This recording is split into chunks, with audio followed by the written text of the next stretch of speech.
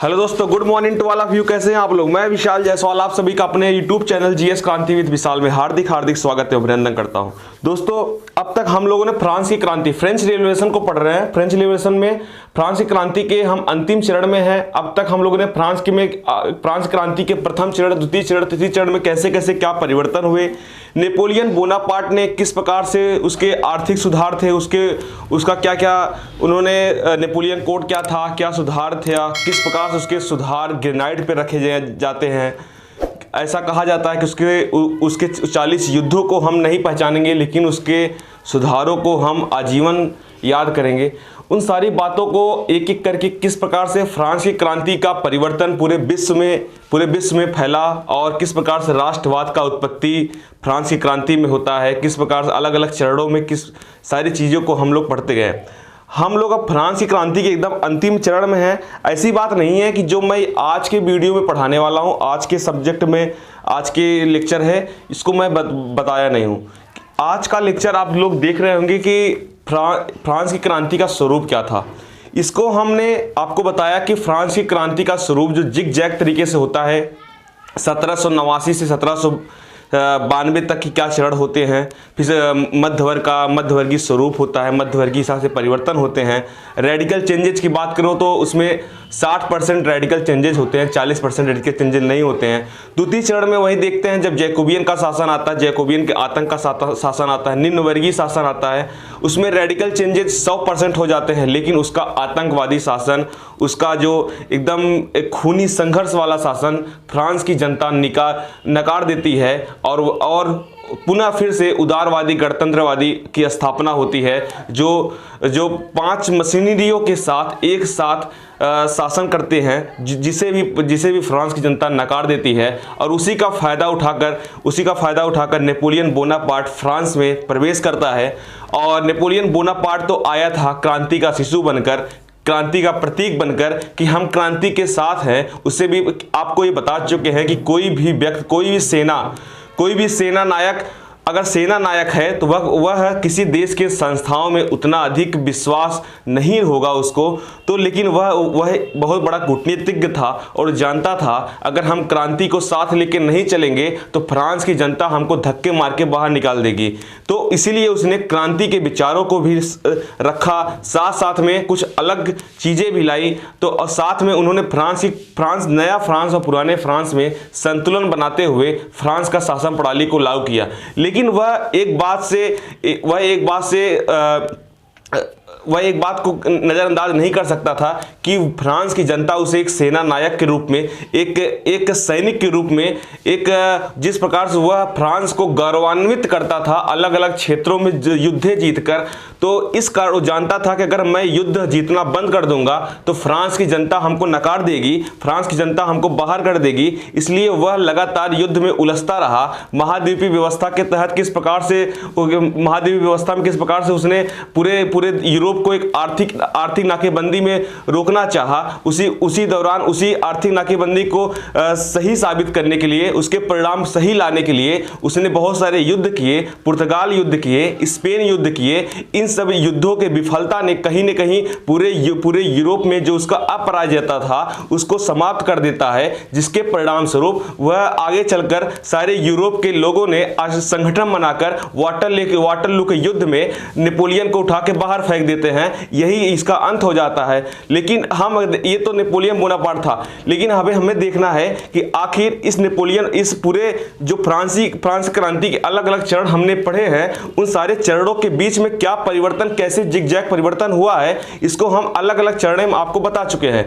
लेकिन अब हम आपको इसका एक पूरा डायमेंशन के तहत किसके क्या क्या चरण में कैसे कैसे परिवर्तन हुए, इसके क्या स्वरूप था, इसके बारे में हम डिस्कस करने वाले हैं। दोस्त, फ्रांस की क्रांति में क्रांति का स्वरूप की अगर हम बात करें तो इसका जो प्रथम चरण था 1789 से 1792 में आपको हम बताए होंगे। आप अगर पन्ना पलटेंगे तो आपको दिखेगा ये मध्यवर्गीय स्वरूप था। मध्यवर्गीय स्वरूप में क्या होता है, जो भी नीतियां बनती थी मध्यवर्गीय स्वरूप के अनुकूल बनती थी। जो भी उस समय राजनेता होते थे या फिर जो उस समय बौद्धिक लोग होते थे, मॉन्टेस्क्यू हो गए, मॉन्टेस्क्यू हो गए, दिदरो हो गए, और जो ये सब लोग शक्ति पृथक्करण की बातें करते थे, पावर ऑफ सेपरेशन की बातें करते थे, वह मध्यवर्गीय हितों के अनुकूल थी। लेकिन उसी के साथ साथ मध्यवर्गीय हित जो एक राजतंत्र था, राजतंत्र को तानाशाही राजतंत्र से संवैधानिक राजतंत्र की भावना जगती थी, ये कहीं ना कहीं मध्यवर्गीय हितों के अनुरूप थी ना। आपको ये पहले सारी चीज बातें बता चुके हैं, मध्यवर्गीय हितों के अनुरूप थी, ठीक। और उन्होंने संपत्ति को अधिकार को बनाए रखा, सीमित मताधिकार को बनाए रखा। ये सारी बातें मध्यवर्गीय हितों के अनुकूल दिखाई पड़ती है, लेकिन साथ में स्वतंत्रता, समानता, बंधुत्व को नजरअंदाज नहीं किया गया, इसको भी साथ में लिया गया। इसलिए इसको यह भी कह सकते हैं यह पूर्णतः मध्यवर्गीय स्वरूप नहीं था। समझ रहे हैं ना आप, ये मध्यवर्गीय स्वरूप। तो मध्यवर्गीय स्वरूप आपको हम पहले ही बता चुके हैं, पहले चरण में जो 60% रेडिकल चेंजेस होते हैं वह मध्यवर्गीय स्वरूप के वह निम्न वर्गीय स्वरूप के हितों के अनुकूल होते हैं। क्योंकि फ्रांस की क्रांति सफल हुई तो किसके कारण सफल हुई? निम्न वर्ग के वर्ग, किसान मजदूर की वजह से सफल हुई। नहीं तो जब टेरिस कोर्ट में, आपको याद करिए, दिमाग पे जोर लगाइए कि जब टेरिस कोर्ट में ये लोग सभा कर रहे थे, अगर ये छोटे लोग के किसान मजदूर लोग अगर ना आते, तो क्या ये क्रांति बच जाती? ये क्रांति हो पाती? बिल्कुल नहीं हो पाती। ये किसान मजदूर भाई, ये किसान हो या मजदूर, ये इनको कभी भी छोटा मत समझिए। इनके साथ ये वाला व्यवहार नहीं होना चाहिए, इनके साथ ये वाला व्यवहार होना चाहिए, और उसी के साथ में लेके चलने वाला व्यवहार होना चाहिए। और फ्रांस की क्रांति में प्रथम चरण में यही होता है, क्योंकि ये वो बड़े लोग हैं जो बड़े लोगों को और बड़े बनाते हैं। किसान मजदूर जो आपके साथ काम करते हैं, ये छोटे लोग नहीं हैं, ये वो बड़े लोग हैं जो बड़े लोगों को और बड़ा बनाते हैं। तो मध्यवर्गीय स्वरूप में आप इसको देखिएगा। दूसरा आता है प्रगतिशील स्वरूप। तो आप प्रगतिशील स्वरूप में देखेंगे कि जो स्वतंत्रता, समानता, बंधुत्व की भी बातें चलती हैं, ये एक प्रगतिशील स्वरूप का समाज की बात होती है कि समाज में मानव अधिकार की बात किया जाए ना, मानव अधिकार की बात किया जाए, मताधिकार की बात किया जाए, समानता की बात किया जाए कि हर व्यक्ति कर दे ना। ये सारी बातें, जो नई नई बातें यहाँ पर फ्रांस क्रांति में उभर के आ रही थी, ये स्वतंत्रता, समानता की बात हो रही थी, ये कहीं ना कहीं ये एक प्रगतिशीलता को प्रदर्शित करती हैं, एक अच्छी छवि को दिखाती हैं। और वहीं ये फ्रांस क्रांति विश्वव्यापी स्वरूप भी इसको दिखाई पड़ता है। आपको पता है कि फ्रांस की क्रांति सिर्फ फ्रांस तक सीमित न होकर पूरे यूरोप में फैल जाती है। जर्मनी का एकीकरण, इटली का एकीकरण, ये सारी बातें फ्रांस की क्रांति के तहत संस्थाओं से, जो यूरोप के अन्य संस्थाओं से जुड़ाव होता है, उसके बाद ये राष्ट्रवाद की भावना फ्रांस में न होकर पूरे यूरोप में फैल जाती है। समझ रहे हो ना आप?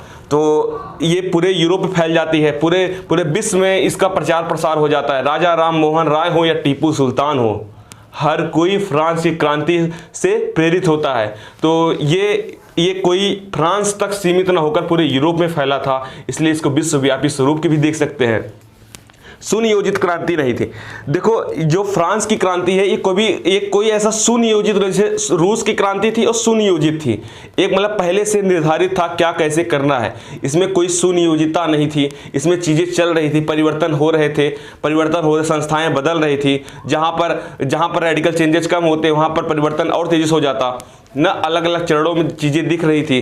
तो ऐसा कह सकते हैं कि कोई ऐसा सुनियोजित रूप से नहीं थी। जैसा परिवर्तन में अगला कदम बढ़ रहा था, देखो इन्होंने जब रेडिकल चेंजेस की प्रथम चरण में, जब उदारवादी लोग थे, जो मध्यवर्गीय स्वरूप के लोग थे, जब इन्होंने रेडिकल चेंजेस की बातें कम कर दी और संविधान ऐसा बिल पारित कर दिया कि संविधान सभा के लोग विधानसभा में नहीं बैठ सकते हैं, तो उठा के फेंक दिया गया, इनको उठा के फेंक दिया गया ना। तो पहले से सुनियोजित तो थी नहीं, फिर दूसरी तरफ जब जैकोबियन का आतंक वाला शासन आ जाता है, जैकोबियन का आतंक शासन, फिर से फ्रांस की जनता विवश हो जाती है और इस शासन को नकार देती है। तो फिर से वही 5 डायरेक्टरी शासन को महत्व मिल जाती है। फिर डायरेक्टरी शासन की भ्रष्टाचार, बेरोजगारी के बढ़ते प्रभाव कारण नेपोलियन आता है। नेपोलियन भी क्या नाम है, ये सारी अव्यवस्था का अपने आप को स्थापित कर देता है। अब नेपोलियन भी इस चीज को सही साबित नहीं कर पाएगा तो नेपोलियन को भी 1815 में हटा दिया जाएगा। तो इससे ये सीधा सीधा साबित होता है कि कोई सुनियोजित रूप से नहीं था कि ये प्रधानमंत्री बनेंगे, ये राष्ट्रपति बनेंगे, ऐसे शासन चलेगा, ऐसा कोई बात नहीं था दोस्त। चीजें बदल रही थी, चीजें जिगजैग थी, फ्रांस की जनता एकदम से जागरूक हो चुकी थी, बातों को समझ रही थी। तो ये कहते हैं कि एक फ्रांस की क्रांति पूरे यूरोप में एक युगांतरवादी क्रांति के रूप में प्रदर्शित होती है और फ्रांस बदल जाता है। और वही आज भी फ्रांस में जो सुधार हुए, जो चीज़ें हैं, जो संविधान है, वो कहीं न कहीं फ्रांस की क्रांति से भी प्रेरित है। हमारे ही संविधान में देख लो, प्रस्तावना में स्वतंत्रता, समानता, बंधुत्व की जो बातें की गई, कहाँ से ली गई है? फ्रांस की क्रांति से ली गई है। पूरे विश्व में इसका प्रचार प्रसार होता है, समझ रहे हैं ना आप? तो लिखिए, आप हेड डालिए फ्रांस की क्रांति में, लिखिए फ्रांस की क्रांति का स्वरूप, फ्रांस की क्रांति का स्वरूप,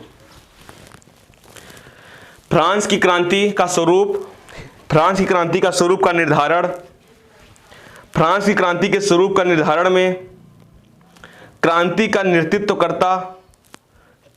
नेतृत्व करता भागीदारी समूह, क्रांति का नेतृत्व करता भागीदारी समूह,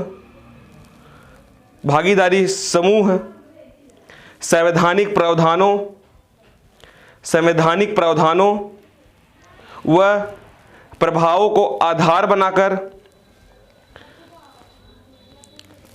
को आधार बनाया जाता है। प्रभाव मतलब कि फ्रांस क्रांति में क्या मध्यवर्गीय के जो स्वरूप में क्या क्या चीज़ों को हम देखते हैं, इसके बारे में, मतलब कि नेतृत्वकर्ता कौन कर रहा है, नेतृत्व कौन कर रहा है, भागीदारी समूह कौन से हैं, संवैधानिक प्रावधानों का प्रभाव क्या पड़ रहा है, इन सारी बातों का जब हम एक कंक्लूजन निकालेंगे तो वही उसका मध्यवर्गीय स्वरूप हो जाएगा। अब हिंट डालो नीचे से। इस दृष्टि से क्रांति के विभिन्न स्वरूप थे। इस दृष्टि से क्रांति के विभिन्न स्वरूप थे। पहला मध्यवर्गीय स्वरूप।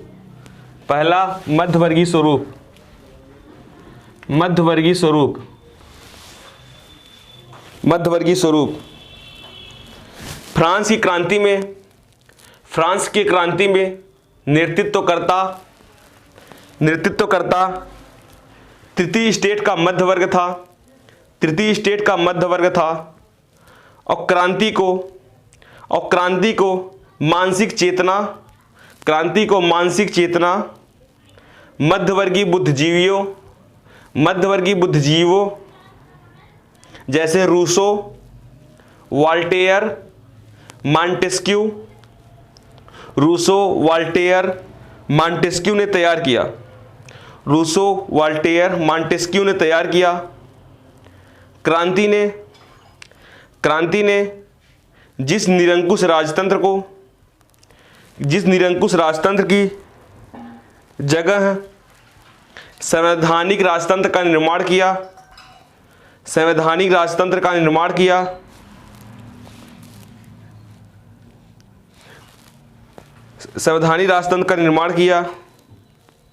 उस संविधान के निर्माण में मध्यवर्ग की भूमिका रही। पॉइंट नंबर 2, संविधान के प्रावधानों में मध्यवर्गीय हितों को देखा जा सकता है। वस्तुतः मताधिकार केवल सक्रिय नागरिकों को दिया गया। सक्रिय नागरिक बता चुके हैं ना कि मताधिकार के अंतर्गत 2 नागरिक थे, एक सक्रिय थे, निष्क्रिय थे। जिसके पास संपत्ति थी वह सक्रिय नागरिक है, जिसके पास संपत्ति नहीं थी वह निष्क्रिय नागरिक है। तो सीधी सी बात है दोस्त ना, किसान मजदूर को बाहर कर दिया गया। किसान मजदूर के पास संपत्ति ही नहीं है, तो सीधा सा बात है कि मध्यवर्गीय स्वरूप दिख रहा है। जिसके पास पैसा है वह वोट देगा, जिसके पास पैसा नहीं है वो भिखारी है, उसको दरकिनार कर दिया गया। तो अंतर क्या रह गया? मध्यवर्गीय हितों को देखा जा सकता है। वस्तुतः मताधिकार केवल सक्रिय नागरिकों को दिया गया जो एक निश्चित आय कर चुकाते थे। इसी तरह मानवाधिकारों की घोषणा करते समय इसी तरह मानवाधिकारों की घोषणा करते समय संपत्ति के अधिकार को बनाए रखा गया, संपत्ति के अधिकार को बनाए रखा गया, संपत्ति के अधिकार को बनाए रखा गया और उसकी खरीद फरोख्त किया गया, खरीद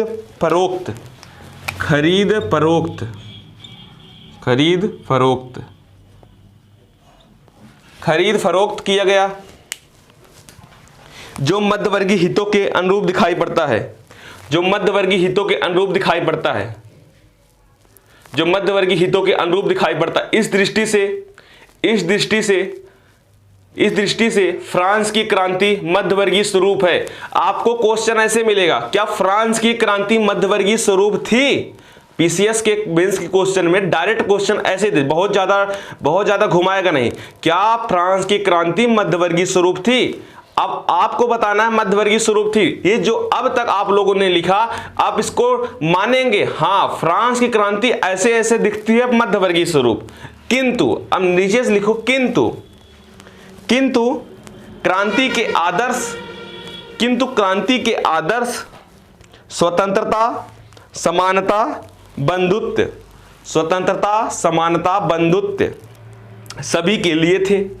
स्वतंत्रता, समानता, बंधुत्व सभी के लिए थे और क्रांति के विभिन्न वर्गों की भागीदारी रही, जिसने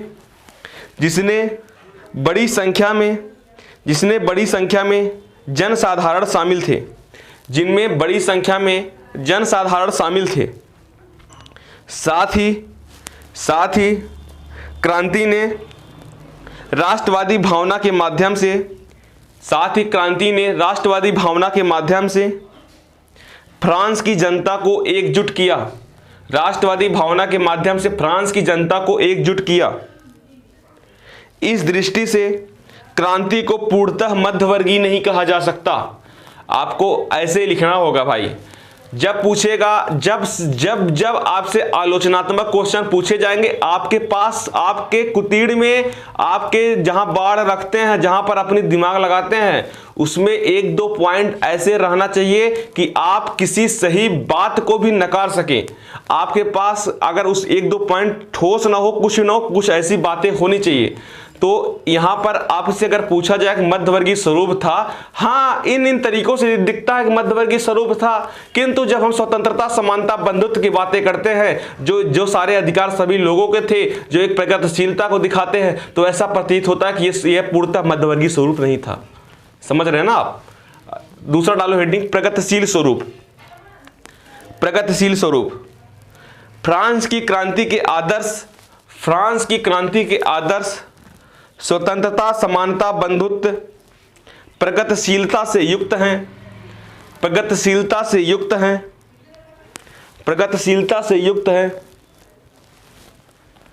इसी तरह निरंकुश राजतंत्र का अंत, सामंतवाद की समाप्ति, लिखित संविधान, मानवाधिकारों की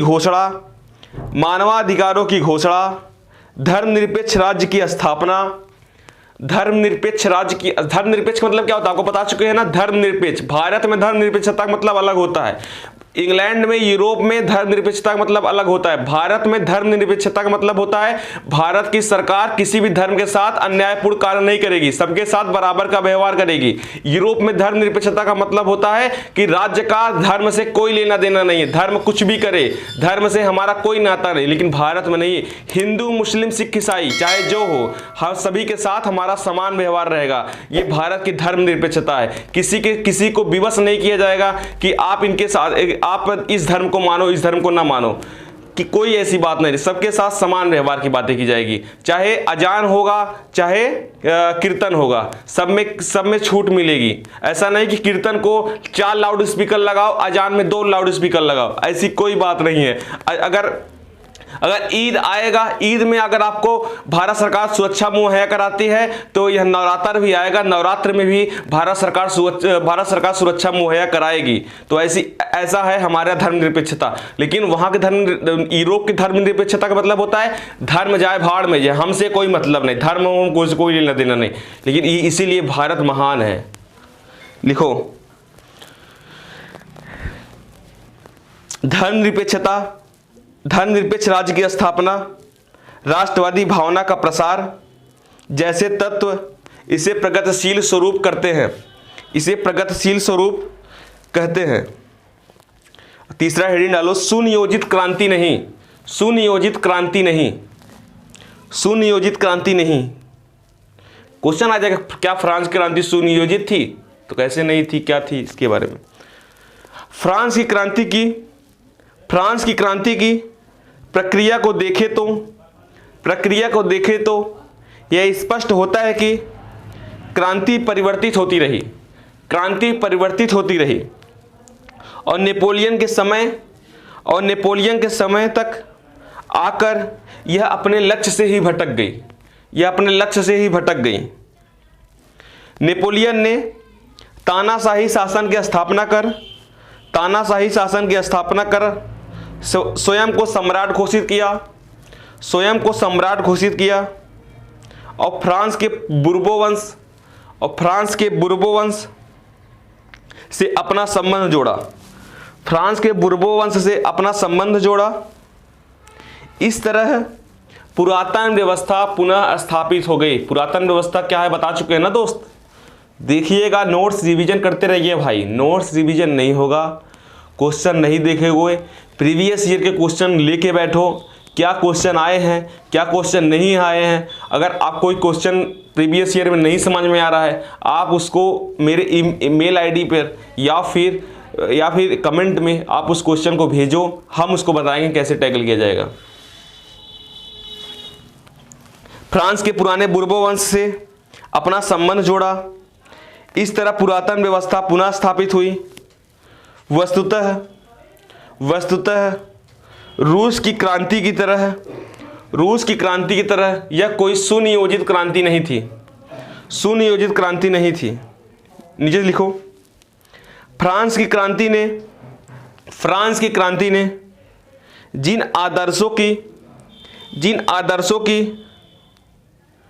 आदर्शों को अपना लक्ष्य रखा था वह प्राप्त नहीं हुआ। नेपोलियन के तानाशाही के दौरान शक्ति का केंद्रीकरण हुआ। कृत्रिम कुलीन तंत्र वर्ग की उत्पत्ति। कृत्रिम कुलीन तंत्र पता है ना, आपको बताए थे कुलीन तंत्र क्या होता है। जो जब राजतंत्र था, जब निरंकुश राजतंत्र था, उस समय जो कुलीन तंत्र था, ऊंचे ऊंचे पदों पर किसका नियुक्ति होती थी, याद है? कुलीन तंत्र की, बता चुके हैं। ये नेपोलियन आता है तो कृत्रिम कुलीन तंत्र की स्थापना कर देता है। जो इसके भरोसे का व्यक्ति है, जो इसका समर्थक है, उसको अपने समर्थक को ऊंचे ऊंचे पदों पर नियुक्ति कर देता था। ये एक प्रकार का ये भी क्या था, कृत्रिम कुलीन तंत्र, नवीन कुलीन तंत्र, जिसके पैदा कर दिया जाए नवीन कुलीन तंत्र को। ये ऐसा कुलीन तंत्र था, अपने समर्थकों को ऊंचे पदों पर नियुक्ति कर देना, अच्छे मान सम्मान दे देना। कृत्रिम कुलीन तंत्र की वर्ग की उत्पत्ति। निजी संपत्ति की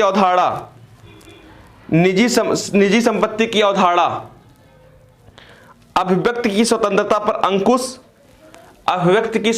पर अंकुश एवं धार्मिक राज्य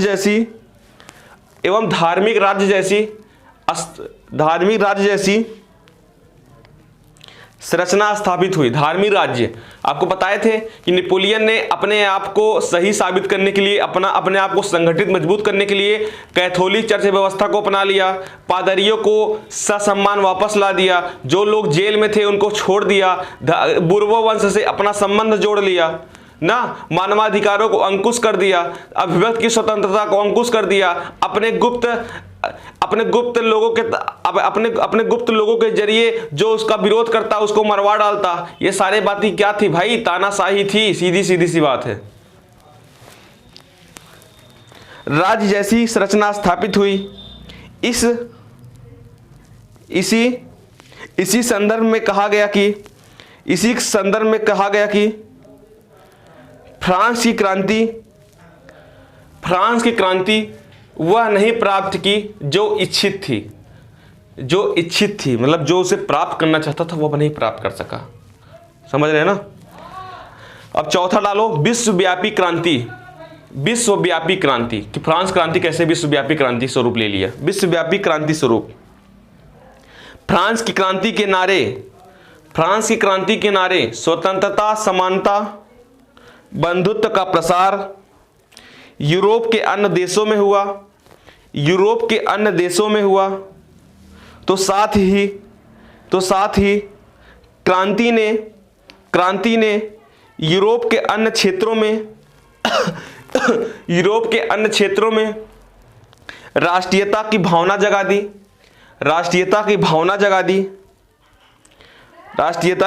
जगा दी। इसी क्रम में इटली और जर्मनी का एकीकरण का आधार बना। इस दृष्टि से फ्रांस की क्रांति यूरोप की क्रांति बन गई।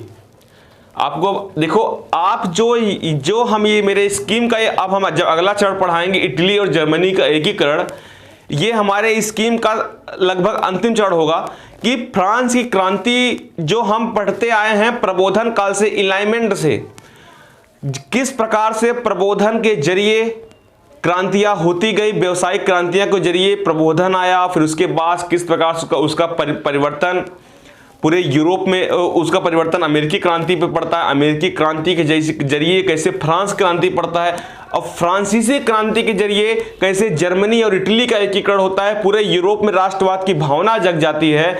और इन सारी बातों को मेरे स्कीम का ये लगभग अब इसके बाद अंतिम चरण हो जाएगा जो मेरा पहला पार्ट था। उसके बाद हम औद्योगिक क्रांति पढ़ेंगे ना। विश्वव्यापी क्रांति पढ़ लिए इसको। सॉरी,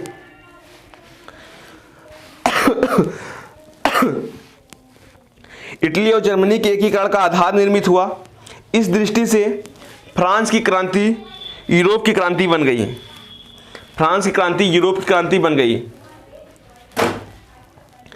अब एक दूसरा हिंट डालो, दूसरा क्वेश्चन ला लो, ब्लैक पेन से डालो कि अब इसके पतन क्या होते हैं। मतलब फ्रांस क्रांति के बाद जो नेपोलियन का पतन होता है, आप सबको पता है कि महाद्वीपीय व्यवस्था, अत्यधिक जो युद्ध लड़ रहे थे, जो उसके सुधार थे, अन्य यूरोपीय देशों में एक विरोधाभास पैदा हो गया। ये सारी बातें आपको बता चुके हैं। जो बहुत सारे युद्ध लड़ रहे थे, राष्ट्रवाद की भावना पूरे यूरोप में फैल गई। राष्ट्रवाद, हर देश में राष्ट्रवाद की भावना रहेगी तो युद्ध हो जाता था। तो और ये सारी बातें सब मिलाकर उसके पतन का कारण बन जाती है। महाद्वीपीय व्यवस्था सबसे ज़्यादा उसका पतन कारण बनती है। स्पेन, पुर्तगाल का नासूर जो होता है, इन सारी बातें उसके पतन कारण बन जाती है। लेकिन अगर इसको हम एक क्वेश्चन के बाद एक क्वेश्चन के रूप में अगर पूछ लिया जाए तो आप कैसे इसको एक एक पॉइंट बना के लिख लेंगे तो आपको आसान हो जाएगा। समझ रहे हैं ना आप।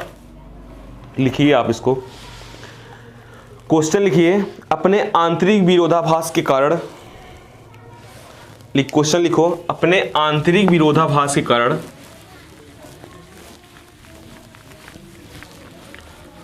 क्वेश्चन है अपने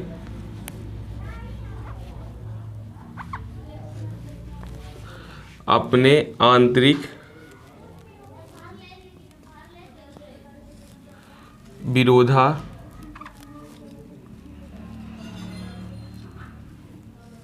विरोधाभास के कारण नेपोलियन के साम्राज्य का विघटन।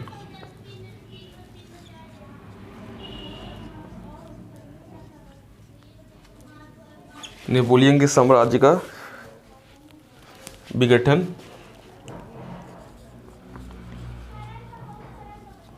नियत था। अब जो हमने बता दिए थे क्या क्या इसके कारण हुए थे, अब उसको एक एक करके अगर लिख लेंगे तो आपको क्वेश्चन सॉल्व करते वक्त आपको सीधे पॉइंट करके रिवीजन में बढ़िया हो जाएगा। हम ऐसा कोई चीज़ नहीं छोड़ना चाहते जो आपको समस्या पैदा हो। इसलिए मैं इसका फ्रांस क्रांति में 7 से 8 वीडियो 9 वीडियो शूट कर रहा हूं ताकि आपको कहीं से प्रॉब्लम हो सकता है। अभी मैं एक वीडियो और लाऊं इसके ऊपर, फ्रांस क्रांति में अब तक जो प्रीवियस क्वेश्चन क्या आए कैसे ना आए, उसको एक एक करके हम 5 7 8 क्वेश्चन समझ लेते तो ज़्यादा मजा आ जाएगा। लिखो, नेपोलियन ने, लिखो यही क्वेश्चन का आंसर लिखो। नेपोलियन ने एक अखिल यूरोपीय समाज, नेपोलियन ने एक अखिल यूरोपीय साम्राज्य को स्थापित किया था। सारी बातें तो पढ़ ही चुके हो, बस लिख लो बस। नेपोलियन ने एक अखिल यूरोपीय साम्राज्य को स्थापित किया था। उसका साम्राज्य आधुनिक साम्राज्य का एक मॉडल बन गया, आधुनिक साम्राज्य का एक मॉडल बन गया। और उसने किसी न किसी रूप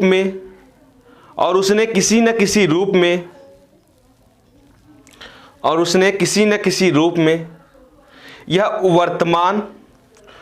वर्तमान यूरोपीय संघ के लिए भी प्रेरक है। यह वर्तमान यूरोपीय संघ के लिए भी प्रेरक है। वर्तमान यूरोपीय संघ के लिए भी प्रेरक है। परंतु आंतरिक विरोधाभास के कारण यह यूरोप के पूर्ण साम्राज्यों की तुलना में अल्पजीवी सिद्ध हुआ। अल्पजीवी मतलब कुछ समय के लिए था, अल्पजीवी सिद्ध हुआ। आपको हम पहले बता चुके दोस्त, आंतरिक विरोधाभास क्या मतलब होता है। यही मतलब होता है आपको हम धन दे, दौलत दे, शोहरत दे, लेकिन आपके माँ द्वारा दिया गया कोई गिफ्ट उठा लाए, आपको तकलीफ देगा ना। यही है आंतरिक विरोधाभास। आप हमें रसगुल्ला पेड़ा खिला दिए अच्छे से और बढ़िया से, और वही कमरे में ले जाके बेइज्जत कर दिए ना। तो यही बात है, जो फ्रांस के अन्य देशों की जो सांस्कृतिक चीज़ें थी आप वहाँ पर सुधार किए, उनकी जीवन शैली को बढ़िया बना दिए, लेकिन वह उनकी जो सांस्कृतिक उपलब्धियाँ थी, उनकी जो सांस्कृतिक मूर्तियाँ थी, उनकी जो सांस्कृतिक विरासत थी, आप उसको उठाकर अपने देश फ्रांस में लेके चले आए, तो उनके मन में कहीं न कहीं आपके प्रति एक उत्कंठा रह गई। ये आए लेके चले गए, तो ये उत्कंठा एक समय के बाद ज्वालामुखी बन जाएगा और फूटेगा तो आपके ऊपर गिरेगा। समझ रहे हैं ना आप। तो यही बात है आंतरिक विरोधाभास। पॉइंट नंबर 2, नेपोलियन को यूरोपीय लोगों ने मुक्तिदाता के रूप में स्वागत किया था, परंतु शीघ्र ही फ्रांस की क्रांति के आदर्श और नेपोलियन के साम्राज्यवाद की सच्चाई उनके समक्ष प्रकट हो गया और वे नेपोलियन के विरुद्ध ही खड़े हो गए। पॉइंट नंबर 3, फ्रांस के लोगों को संगठित करने के लिए नेपोलियन ने फ्रांसीसी राष्ट्रवाद पर बल दिया, परंतु फ्रांसीसी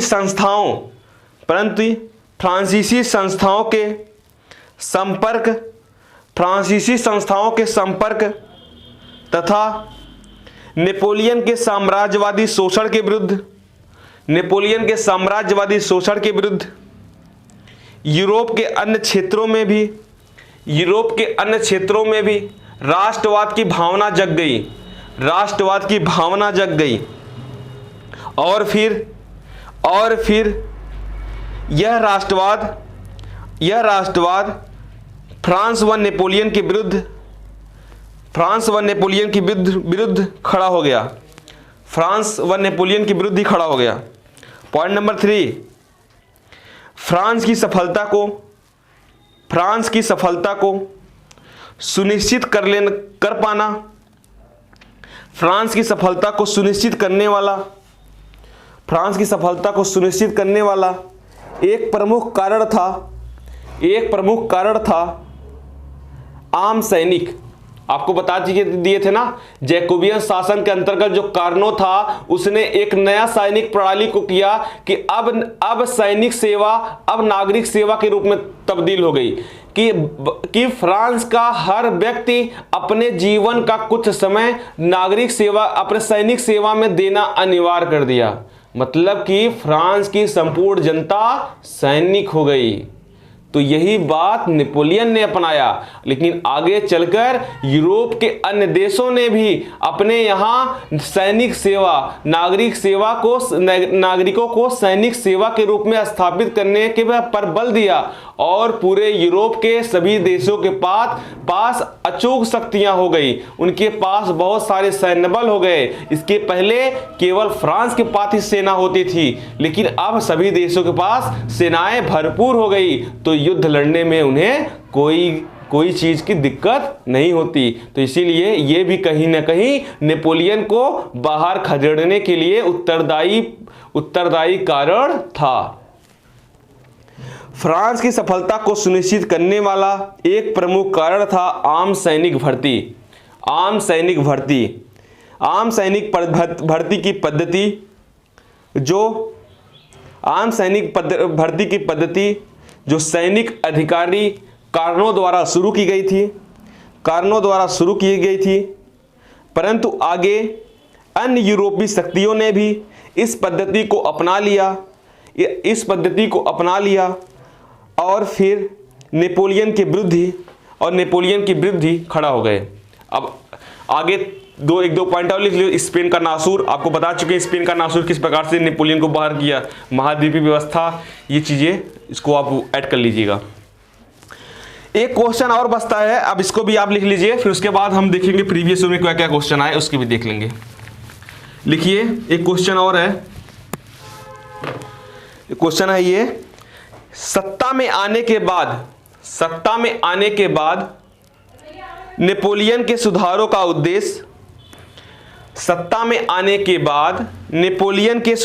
उद्देश्य उसे एक सेनानायक से एक राजनेता के रूप में स्थापित होना था। समीक्षा कीजिए।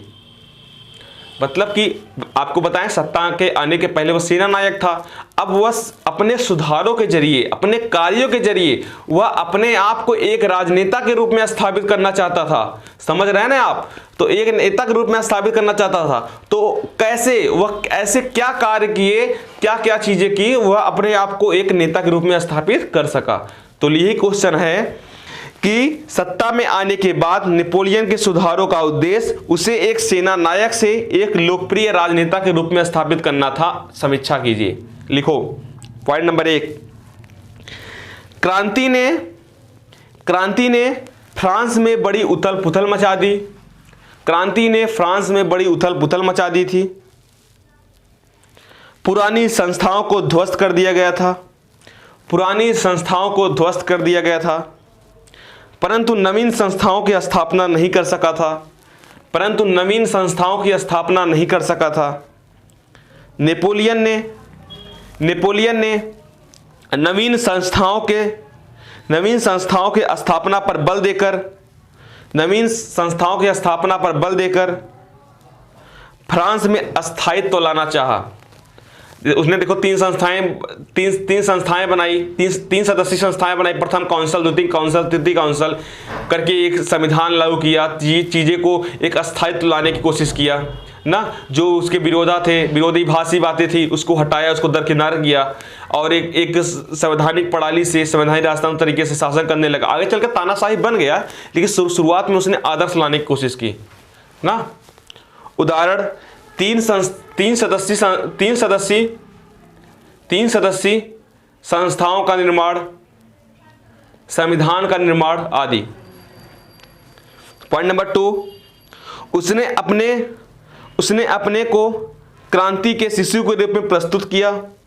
उसने अपने आप को क्रांति का प्रतीक के रूप में प्रस्तुत किया तथा क्रांति के साथ अपने संबंध जोड़े रखा। पॉइंट नंबर 3, उसने एक ऐसे निरंकुश शासन व्यवस्था की स्थापना की, उसने एक ऐसे निरंकुश शासन की व्यवस्था की स्थापना की जो जन स्वीकृति पर आधारित था, जो जन स्वीकृति पर आधारित था। उसने जनमत संग्रह की पद्धति का उपयोग कर, उसने जनमत संग्रह की पद्धति का उपयोग कर अपनी स्थिति मजबूत की, अपनी स्थिति मजबूत की।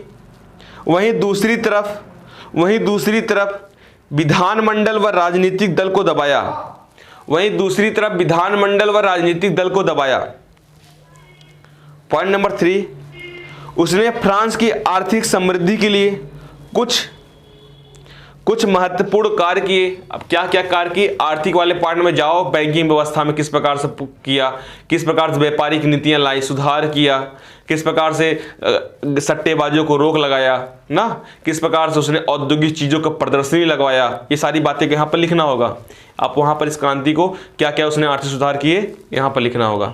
ऐसे दो सारे शब्दों को नहीं लिखने, 1 2 4 जैसे हमने दो चार बोल दिए, आपको ऐसे ही लिखने होंगे। चीज़ें बहुत सारा पता होंगी, लिखना सिर्फ 200 शब्द है कि उसने अपनी स्थिति को मजबूत करने के लिए बहुत सारे आर्थिक सुधार किए। कैसे? बैंकिंग व्यवस्था को मजबूत किया, बैंकिंग व्यवस्था को मजबूत किया, औद्योगिक व्यवस्था को मजबूत किया, औद्योगिक प्रदर्शनी लगाया ना, बैंकों में ऋणों की व्यवस्था किया, सट्टेबाजों को बंद कराया, आर्थिक क्षेत्र में जो उथल पुथल थी उसको नियंत्रित किया। बस हो गया, बहुत ज़्यादा थोड़ी लिखना होता है। पॉइंट नंबर 4, उसने धर्म का उपयोग कर अपनी राजनीतिक शक्ति को मजबूत करने के लिए उसने धर्म का उपयोग कर अपनी राजनीतिक शक्ति को मजबूत किया। कैसे धर्म का? उसने कैथोलिक चर्च व्यवस्था को रोक से अपने आप को जोड़ लिया, बुर्बो वंश से अपने आप को जोड़ लिया, पादरियों को ससम्मान वापस लाया, उससे उनको जोड़ लिया ना। पॉइंट नंबर 5, उसने फ्रांसीसी राष्ट्रवाद तथा क्रांति के आदर्शों को बड़ी चालाकी से साम्राज्यवाद और सैनिक गौरव के रूप में जोड़ दिया, सैनिक गौरव की ओर मोड़ दिया। दोस्तों, ये था फ्रांस की क्रांति। हम लोग फ्रांस क्रांति का ये अंतिम वीडियो था। मैंने इसको हर तरीके से जितना जहां से चीज़ें थी, कॉन्सेप्ट थे, सारी बातों को बता दिया और लिखा दिया। आपके जो डाउट्स हो कमेंट्स में पूछ सकते हैं, जो क्वेश्चन हो उसको आप कमेंट में डाल सकते हैं। और साथ में अभी मैं इस फ्रांस क्रांति के रिलेटेड जो प्रीवियस ईयर क्वेश्चन आए हैं उस पर हम एक वीडियो और अपलोड करने वाले हैं। फ्रांस क्रांति का अगला पार्ट ये था, फ्रांस क्रांति का पूरा खत्म। अब केवल एक वीडियो अपलोड करेंगे कि फ्रांस क्रांति में अब तक जो प्रीवियस ईयर क्वेश्चन आए हैं उस पर हम एक बार डिस्कशन करना चाहेंगे कि क्या है क्या नहीं है। समझ रहे हैं ना आप? That's all, thank you very much.